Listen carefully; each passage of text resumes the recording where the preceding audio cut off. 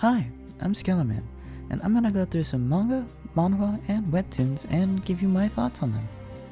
In the bottom right of the screen, I'll put the status of the story, that is, if it's completed or still ongoing. Well, that being said, let's get to it.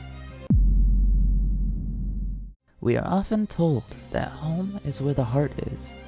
Home is where you choose it to be. Home is what we should seek. However, Holy Land proposes something different. Holy Land is a coming-of-age story about the young Yu Kamishiro claiming his place in a world that rejects his existence. A boy scorned by his peers and pitied by his family, Yu takes to the streets to find his Holy Land, a place where he can redefine himself and grow into what he and we will only come to find out. It may not be pretty, but it's the story of growth, struggle, and ends the same way it started, with the Holy Land waiting for someone else to claim their place in its uncomfortable seat.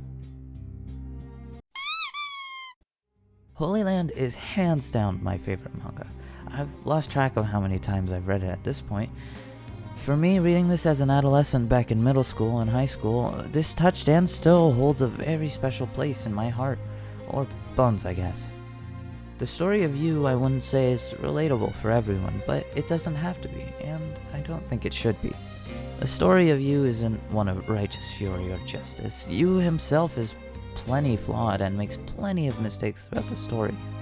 His will is often driven by impulse, and while at times it is useful, it also leads to Yu being quick to act on his emotions.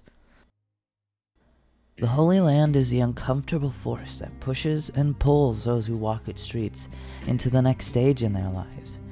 Things will be lost, things will change along the journey, but things will be gained along the way as well.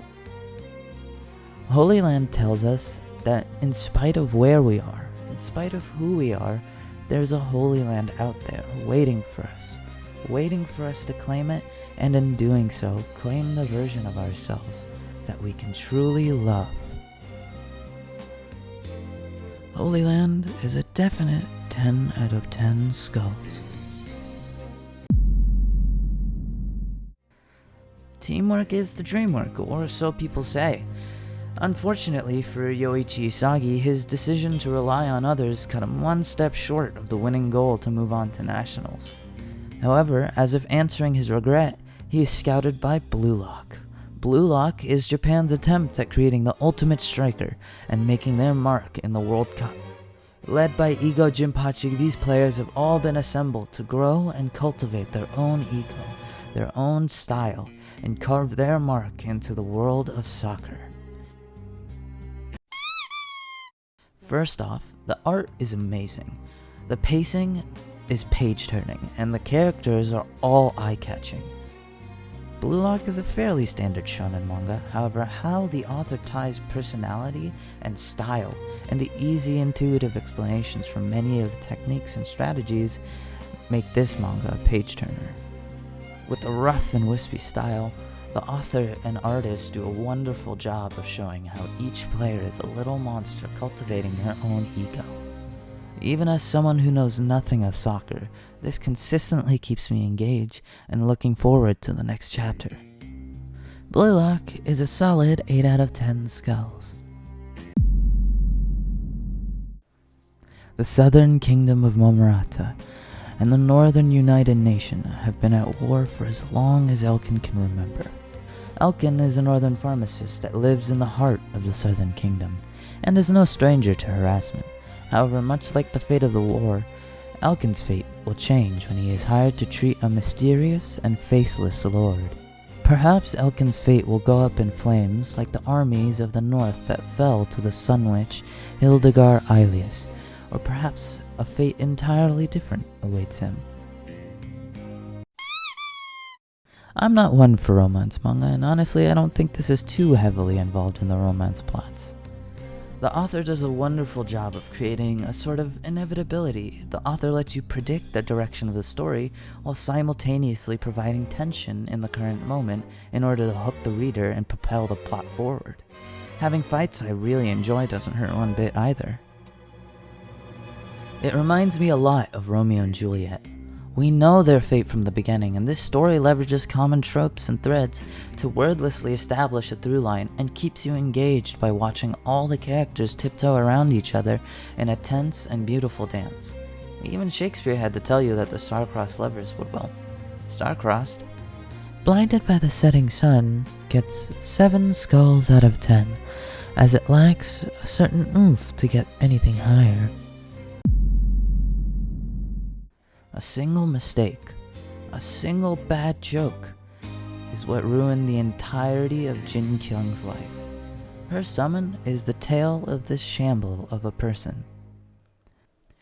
After making a bad joke about his favorite idol singer, he ends up catching the attention of the public and has to endure the backlash of the internet, former fellow fans, and the people around him.